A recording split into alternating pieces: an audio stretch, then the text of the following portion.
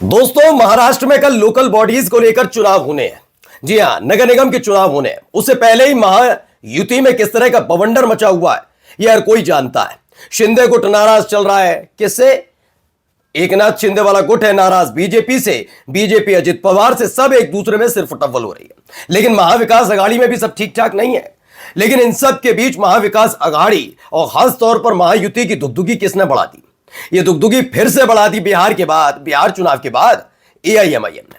असदुद्दीन ओवैसी की मौजूदगी सीमित जगह पर, सीमित क्यों है मैं आगे जाकर बताऊंगा, लेकिन सीमित जगह पर, लेकिन फिर भी नगर निगम की सीटों पर काबिज होने को लेकर बड़ी बेचैनी है। आज आपको एक एक खबर दिखाने जा रहा हूं। हालत यह हो गई है कि एआईएमआईएम की वजह से यह पूरा का पूरा चुनाव अब सबसे ज्यादा चर्चा में आ गया है, जैसे बिहार में था। आज आपको यह भी दिखाऊंगा कि बार बार एआईएमआईएम असदुद्दीन ओवैसी को लेकर बीजेपी की बी टीम कहा जाता है ना, मंच से जब कांग्रेस के मंच से ऐलान होने लग जाए कि वोट चाहे आप कांग्रेस को दो मत दो, बीजेपी को दे दो, लेकिन एआईएमआईएम को मत देना, तो कौन है बी टीम? आज एक एक तस्वीर दिखाऊंगा और दिखाऊंगा चौक चौराहे हर जगह जहां खड़े हो जा रहे हैं एआईएमआईएम के नेता, वहां भीड़ कितनी नजर आ रही है और शायद इसी ने बेचैनी बढ़ाई है क्या। नमस्कार, मैं हूं प्रज्वल गौतम और आप देख रहे हैं नेशन 360। एआईएमआईएम को लेकर मैं बार बार कह रहा हूं कि असदुद्दीन ओवैसी, मैंने अमूमन देखा, अब बहुत लंबे समय से पत्रकारिता में हूं, मैंने ये देखा कि असदुद्दीन ओवैसी कभी भी किसी भी डिबेट में जाते हैं, डिबेट में तो अब जाते ही नहीं हो, मतलब अगर पत्रकारों से भी बात कर रहे हैं किसी मुद्दे पर तो पत्रकार बड़े संभल कर और पूरी तैयारी के साथ बैठते हैं, क्योंकि ओवैसी की एक खासियत है, वो लफाजी नहीं करते। मैंने लफाजी करते हुए कभी नहीं देखा होगा कि मैं ये कर दूंगा, लाल पीली नीली आंखें और ये कर दूंगा, सीना 56, ऐसी बातें नहीं। वो जब मंच से भी बोलते हैं तो उतना ही बोलते हैं जो संवैधानिक और कानूनी प्रक्रिया के तहत हो, ठीक है ना। आपने अमूमन देखा होगा ओवैसी को घेरने के लिए आज भी, चाहे वो ये वाली हो या वो वाले, सबके पास वही है। अकबर उद्दीन ओवैसी का वो बयान जो बहुत पुराना हो चुका है, तकरीबन उसे 10-15 साल बीत चुके हैं, बस वही वाला बयान।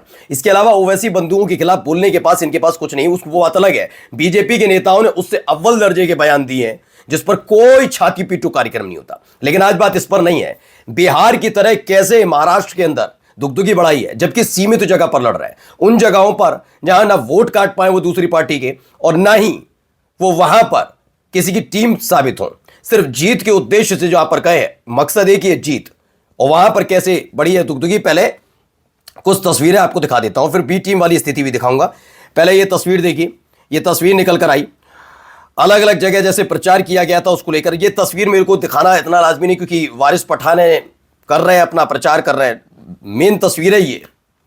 अब आप कहेंगे इस तस्वीर में ऐसा क्या खास, तो इस तस्वीर का इस शुरुआत में करूंगा। भीड़ तो है ही, वारिस पठान भी आपको नजर आ रहे हैं, लेकिन देखिए मंच देख लीजिए कितना बड़ा है। आप दूसरी पार्टी के नेताओं का मंच जाकर देखिए और आप कहेंगे तो नगर निगम के, इसलिए नहीं, आप इससे पहले जाकर बिहार विधानसभा चुनाव की एक एक तस्वीर हमने दिखाई थी और उस तस्वीर में जाकर देखिए ओवैसी का एक क्लियर कट मैसेज है अपने नेताओं से कि तुम होंगे विधायक, तुम होंगे सांसद, कोई फर्क नहीं पड़ता। एआईएमआईएम में बड़े पद पर बैठे कोई फर्क नहीं पड़ता, क्योंकि ये जो पॉलिटिकल पार्टी है ना, ये पब्लिक लिमिटेड पार्टी नहीं है जिसके शेयर बढ़ जाएंगे, नहीं। ये दरअसल जनता की वजह से चलती है और जनता से जितना ज्यादा कनेक्ट रहोगे वैसे आलीशान सा बना लो, उसमें आगे बहुत सारे फूल सजा लो और जनता को कर दो कम से कम आधा किलोमीटर दूर और वहां से अपना भाषण दो और निकल लो। ये सब नहीं चलेगा। चलेगा ये कि बिल्कुल जनता के करीब रहना है।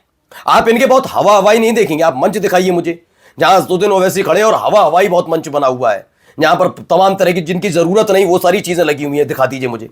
जबकि आप और पॉलिटिकल पार्टीज में देख लेंगे यही जो चीज है। लोग पूछते हैं ना कि एआईएमआईएम को लेकर इतना क्रेज क्यों बिहार में इतनी सीटें जीत ली, महाराष्ट्र में कैसे जीत ली और ये उत्तर प्रदेश में कैसे आकर जीतने का ख्वाहिश रखते हैं। तो समझिए, जब आप जनता से कनेक्ट रहते हैं, जो आपका काम है। एक डॉक्टर क्या होता है, डॉक्टर क्या करता है, डॉक्टर जब ज्यादा सख्त होता है तो उसके मरीज के पास मरीज कम जाते हैं। ओवर सख्त जब दिखाता है, ए क्यों चीख रहा है, इंजेक्शन लग रहा है, ऐसे नहीं। जब डॉक्टर बहुत पोलाइट, क्योंकि डॉक्टर का काम ही पोलाइटनेस का है, बहुत संयमता के साथ अच्छा इलाज करे और पोलाइट होकर बात करे, वो डॉक्टर कहलाता है। अब जब डॉक्टर अच्छा हो, इलाज भी अच्छा करे और बोले भी तरीके से, तो उसके पास मरीज ज्यादा जाते हैं। ये एक उनका प्रोफेशन होता है। तो राजनीति भी प्रोफेशन है, ठीक है ना। तो जनता से जितना कनेक्ट रहोगे, यही असदुद्दीन ओवैसी ने बिहार चुनाव से पहले भी किया और चुनाव जीतने के बाद विधायकों को काम देकर भी संदेश दे दिया कि भैया हम ये लफाजी करने नहीं आए कि हम ये कर देंगे वो कर देंगे, अब आराम से बैठ जाओ, चारपाई पर चादर ओढ़ो, ठंड चल रही है, अपने घर में गीजर से नहाओ धो, ऐसा नहीं। आपको 2 दिन बैठना है तो बैठना है, वैसे ही यहां पर है। ठीक है, अगली अगली तस्वीर और दिखाता हूं। देखिए, लोग जुड़ते भी हैं, इसलिए लोग जुड़ना चाहते हैं, सुनना चाहते हैं। ये कहा कि वारिस पठान ने कुछ खुद ट्वीट किया। महाराष्ट्र नगर परिषद इलेक्शन 2025 के तहत आज दिगलूर में जाहिर सभा को संबोधित और आवाम से एआईएमआईएम के हक में वोट डालने की अपील की। चलिए, सब नेता करते हैं वोट डालने की अपील, लेकिन हर एक व्यक्ति के साथ जुड़ जाना बड़ा मुश्किल होता है। देखिए, एक और तस्वीर निकल कर सामने आई, ये देखिए। आप बता दीजिए, इसमें कोई बता दीजिए, ये माजिद हुसैन ने जो ट्वीट किया है, इसमें मुझे बता दीजिए कितनी लफाजी टाइप का आपको मंच नजर आ रहा है। मैंने कहा ना, ये चीजों को समझते हैं कि हमें जनता से कनेक्ट रहना है, जनता की वजह से पार्टी चल रही है। और ये ओवैसी भी इस बात को जानते हैं। ये कोई एआईएमआईएम का झंडा लेकर बैठने से नहीं होता। अवाम जब तक आपसे नहीं जुड़ेगी, जनता जब तक आपसे नहीं जुड़ेगी, तो पार्टी का कोई मतलब नहीं है। खुश होते रहिए कि राष्ट्रीय अध्यक्ष हैं, हम तो महामंत्री हैं, बैठे रहिए, कुछ नहीं होता। तो जनता से जुड़ना जरूरी है। इसीलिए आप देखिए, इनकी तमाम, आप देखिए, ये कोई मंच है। आप इस मंच पर किसको सोच सकते हैं, इस दौर के किस नेता को सोच सकते हैं उस पर खड़े होकर? ऐसे मंच पर खड़े होंगे। मंच, वही तो कह रहा हूं, लोगों तक ये बात पहुंचनी चाहिए, चीजें होनी चाहिए जिससे कनेक्ट हो सके। इसको लेकर माजिद हुसैन भी लिखते हैं, महाराष्ट्र नगर पालिका इलेक्शन 2025 के तहत आज भीड़ में जाहिर सभा को संबोधित किया और आवाम से एआईएमआईएम के हक में वोट डालने की अपील की। यहां पर भी एक खबर निकली। अब जरा एक भीड़ देखिए, ये भीड़ भी देखिए रात के वक्त कैसे।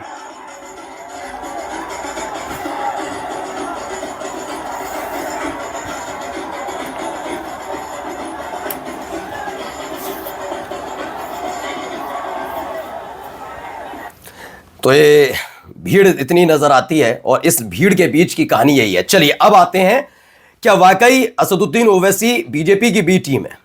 क्योंकि बिहार चुनाव में खुद भी हार गए और उसके बाद कहने लगे देखो देखो इतनी प्रचंड जीत और ये तमाम चीजें हुई, धांधली हुई, ये हुआ वो हुआ, फिर भी 5 की 5 सीटें कैसे निकाल ली असदुद्दीन ओवैसी ने?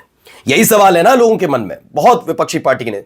मैं बार बार कह रहा हूं कि इससे पहले उभरो, पहले आप अपने सियासी शत्रु को ढूंढो, किसके खिलाफ चुनाव लड़ रहे हो।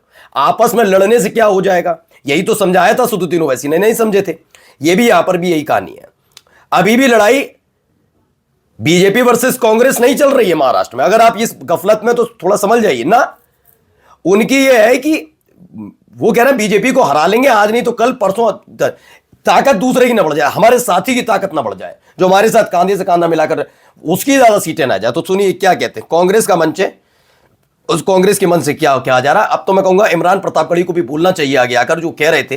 जरा सुनिए इधर क्या हो रहा है। तो आपको ध्यान रखना, एक बार अगले चुनाव में बीजेपी को वोट दो, लेकिन गलती से आपका वोट खराब करके एमआईएम को वोट मत दो। ये बात मैं आपको बहुत बिल्कुल यहां पे कहने आया हूं। अब आप सुनिए, ये कांग्रेस का मंच है, सब देख रहे हैं।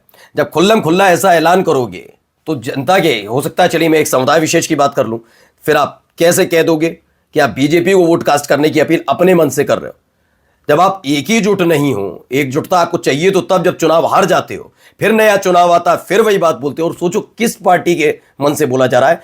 तेलंगाना में एक सीट पर, जुबली हिल्स सीट पर हुए उपचुनाव में असदुद्दीन ओवैसी ने बिना किसी शर्म लिहाज और किसी भी संकोच के कांग्रेस के प्रत्याशी का समर्थन किया और यही एक वजह थी कि कांग्रेस के प्रत्याशी ने जबरदस्त जीत हासिल की। फिर भी इनको देखिए क्या हो रहा है। दुश्मन एक ही है एआईएमआईएम, एक ही है असदुद्दीन ओवैसी। नमस्कार।